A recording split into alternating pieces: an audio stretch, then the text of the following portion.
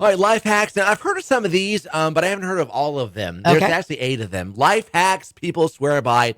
A spoonful of sugar helps the hiccups go down. I've heard that. I've never tried it, but I've heard it. Me either. I haven't had hiccups in a while. I probably do. Don't be jinxing. Microwave everything twice as long with half the heat.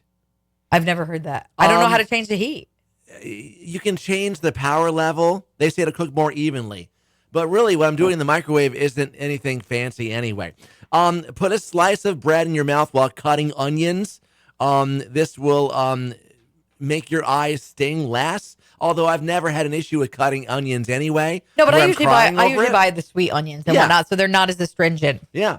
If you have a good idea, write that down. Even if you say you have a good memory, because chances are you'll forget. You'll forget, or you'll forget all the pieces of it in that Right. moment. You might remember a part of it, but not everything. Yeah.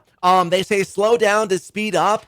You're more likely to make mistakes if you rush. Then you have to go back and do it again. That is so true. it takes longer in the end. That so is true. slow down to speed up. Open bags of chips from the bottom because that's where the seasoning is resting. Or just shake it up some, I guess. I haven't thought about that. Well, what you do is when you pick up the bag like this, you just turn it over. Now, don't shake it, and then you open it. So now, for example, like Doritos or whatnot, all the cheese that's come off of it, it's all now on top, almost like an extra layer. Now, when it comes to going to the DMV, I haven't had an issue with this. I don't go there very often, but if you go there very often, you find that the lines are longer. They say go before closing because they want to go home, so they'll kind of move things along quicker. If But they you're might there be later in the crankier day. too because you're there so late and they're like, oh my gosh, are you kidding me? And then lastly, put a pinch of salt in your coffee because it'll make it taste better. I have never done that, but I have heard that. Apparently, when coffee is bitter, I'm told now. This was one of my thing from one of my grandparents. I can't remember if it was a grandmother or grandfather.